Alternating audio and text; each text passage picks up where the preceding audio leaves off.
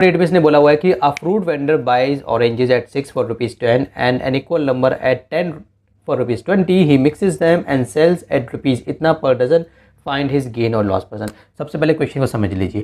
Question में कुछ बातें लिखी हुई है. At 6 for ₹10, at 10 for ₹20. और इससे पहले लिखा हुआ है, आपके लिखा हुआ है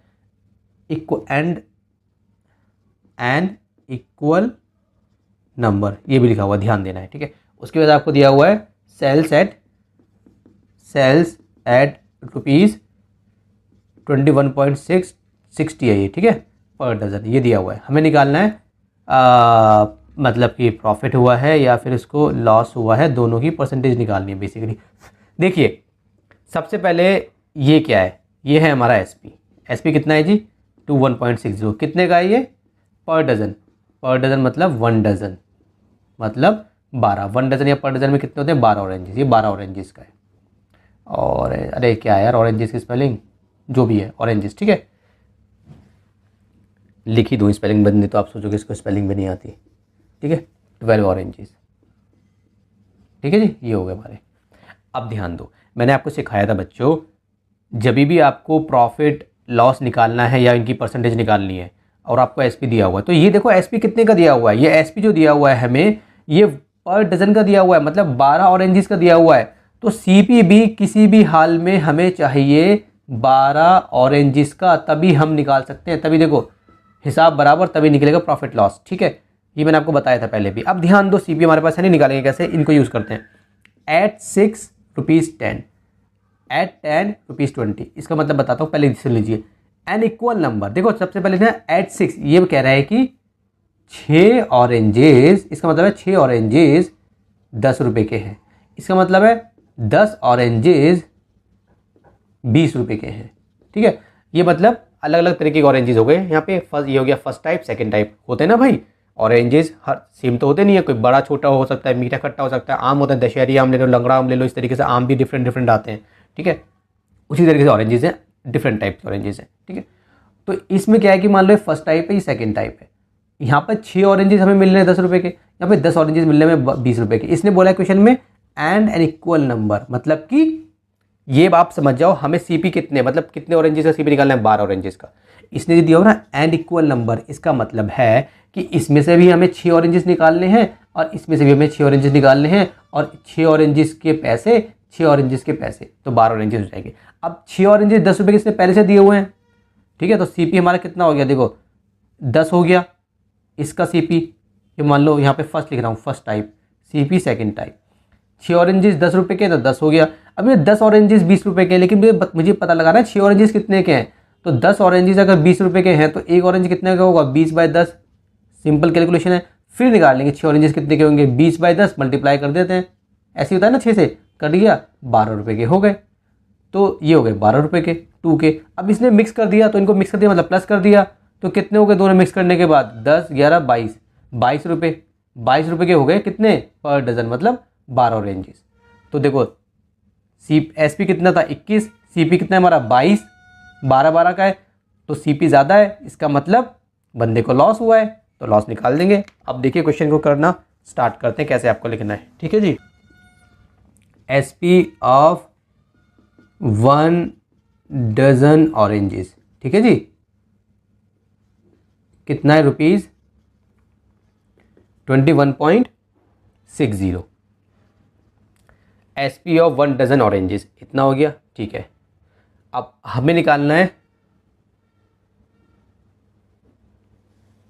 अब मैं कहाँ गया, अरे कहाँ है भाई तू, fruit vendor buys oranges at 6 for ₹10. ठीक है, अब हम निकालेंगे, देखो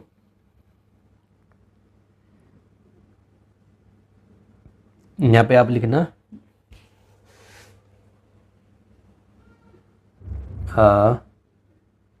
ऑरेंजेस, क्वेश्चन में से एट 6 फॉर ₹10 हैंस. ठीक है, ये हो गया. एक और लिखना है यहाँ पे, ऑरेंजेस एट 6 फॉर ₹10 हो गया. ये हो गया ना हमारा. तो हमने यहाँ पे लिखा CP of 6 oranges equals to ₹10.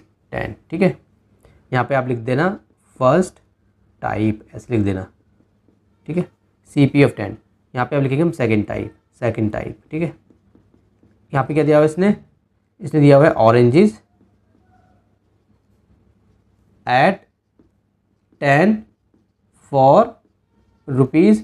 तो यहाँ पे लिखना आप CP, यहाँ पे 1 लगा लेना क्योंकि 1 है, यहाँ पे 2 लगा लेना। CP ऑफ 10 ऑरेंजेस कितने हैं, 20 हैं। अब तो 1 ऑरेंज कितने का हो गया, 1 ऑरेंज कितने का हो गया, ये रुपीज़ है यहाँ पे, ठीक है जी। तो ये हो गया हमारा 20/10 हैंस 6 ऑरेंजेस, ये कितने हो गए हमारे ₹20/10 मल्टीप्लाई 6, ऐसे ही है ना। इसको आप यहाँ पे भी सॉल्व कर सकते थे, है ना। तो 2 आ रहा है, यहाँ पे सॉल्व कर लो, एक ही बात है। तो कितने हो गए ₹12, यहाँ पे सॉल्व करते इससे कट जाता है, ₹2 के हो गए। एक ऑरेंज ₹2 का, तो 6 ऑरेंज कितने हो गए, 12 के हो गए। सिंपल बात है, ये तो सबको आता होगा, 8वीं क्लास के बच्चों ही आता होगा आपको, ये हो गया, ठीक है। उसके बाद इसने क्या बोला है, ठीक है, उसके बाद इसने क्या बोला है, ही मिक्सेस देम, है ना। नाउ मिक्सिंग, हम लिखेंगे mixing type 1 and type 2 oranges, ठीक है।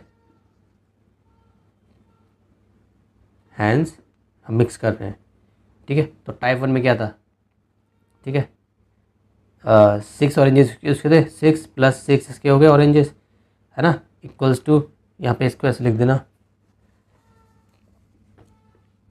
मतलब मिक्स कर दिया ना, तो 12 ऑरेंजेस हो गए, डायरेक्ट लिख दो 12 ऑरेंजेस कितने के हो गए भाई, 12 ऑरेंजेस हो गए, 12 ऑरेंजेस हो गए। तो हम लिखे मिक्सिंग कर दिया ना, mixing type 1 and type 2 oranges, तो यहाँ पे लिख देना हैंस CP ऑफ 12 ऑरेंजेस कितना हो गया, ये था हमारा 10 + 12, यहाँ पे रुपीज़ लगा लो, तो कितना हो गया जी, ₹22, ठीक है। CP ऑफ 12 ऑरेंजेस, ठीक है, रुपीज़ कितना हो गया, 22 हो गया। अब याद रखना मैं रब कर रहा हूँ इसको, ठीक है ना। तो यहाँ पे लिख लेता हूँ मैं CP ऑफ 22 में 1 डजन ऑरेंजेस, एक ही बात है ना, 12 ऑरेंजेस बोलो या 1 डजन बोलो, ₹22, है ना। अब हमें क्या निकालना है, हमें निकालना है प्रॉफिट या लॉस परसेंट। तो देखो अगर SP CP SP या CP है, तो CP ज़्यादा होता है तो लॉस होता है, तो लॉस का फॉर्मूला क्या होता है, CP - SP, सबको फॉर्मूला पता होगा। प्रॉफिट होता है तो फॉर्मूला बन जाता है SP - CP। तो CP कितना है हमारा 12 है, माइनस ये कितना हमारा 21.60, ठीक है। ब्रैकेट करो, रुपीज़ यहाँ लगाओ, ठीक है। तो देखो 22.00 ऐसे लिखेंगे, 21.60 माइनस वाला ऐसे, पॉइंट वाला ऐसे माइनस करते हैं, 0 में से 0 गए 0, यहाँ पे कैरी लिए तो 10 में से 6 गए 4, पॉइंट की जगह पे पॉइंट, 1 में से 1 गया 0, 2 में से 2 गया 0, तो कितना आ गया इसका पॉइंट माइनस, सॉरी ये माइनस आएगा, प्लस भी आएगा, कितना आ गया इसका 0.40, पॉइंट के इधर बस एक ही 0 लगाया करो, इसको हटा दिया करो, इसके बाद इसकी ज़रूरत नहीं है, ठीक है। 0.40 आ गया, रुपीज़ है, रुपीज़ आगे लगा देते हैं, रुक जाइए, रुपीज़ लगा दिया आगे, ठीक है जी। तो अब हम निकाल लेंगे लॉस परसेंट। तो लॉस परसेंट का फॉर्मूला क्या होता है भाई, लॉस नीचे, तो नीचे हमेशा CP आता है, चाहे प्रॉफिट हो चाहे लॉस हो, मल्टीप्लाई 100, ठीक है। ऐसे करके ऐसे कर लो, ठीक है। लॉस कितना है हमारा 0.40 अपॉन में नीचे कितना है CP कितना है हमारा भाई, कहाँ है CP हमारा, CP ये रहा हमारा 22, ठीक है, मल्टीप्लाई 100, ऐसे करके यहाँ पे 100 कर लो। रुपीज़ वगैरह देखो, रुपीज़ आने लगाओगे, रुपीज़ आने लगाओगे, रुपीज़ से रुपीज़ कट जाएगा, ठीक है। तो लगा रहा के दिखाना नहीं, ऐसे दिखाना जैसे दिखा रहा हूँ, सिंपल, ज़्यादा टेंशन नहीं लेनी, ऐसे दिखाया करो, ठीक है। अब देखो इसको हटाएंगे, पहले मैं लिख लेता हूँ यहाँ पे 0.40 अपॉन में कितना था 22, इसको हटाएंगे तो मल्टीप्लाई में आएगा, क्या आएगा मल्टीप्लाई में 1, और पॉइंट के बाद कितने वो हैं, देखो पॉइंट के बाद 2, देखो पॉइंट के बाद देखो पॉइंट के बाद जो 0 होता है ना उसकी कोई वैल्यू नहीं होती, तो उसको आप सिंपली आप इसको 0.4 लिख सकते हो। तो पॉइंट, या फिर अगर आप इस तरीके से भी करते हो, देखो ध्यान दो 0.40 लेके चलते हो, तो पॉइंट हटाओ तो कितने 0 आएंगे, 2 0 आएंगे, तो कितना हो गया 40 अपॉन में 2 0, इससे ये कट गया, तो एंड में क्या बचा 4/10। उसी तरीके से 0.40 है, 0 की कोई वैल्यू नहीं हटा दो, तो 0.4 हो गया, नीचे कितना आएगा पॉइंट आके 10 आएगा, जब 10 आएगा तो कितना बचेगा 4/10। देखो आंसर दोनों में सेम आएगा।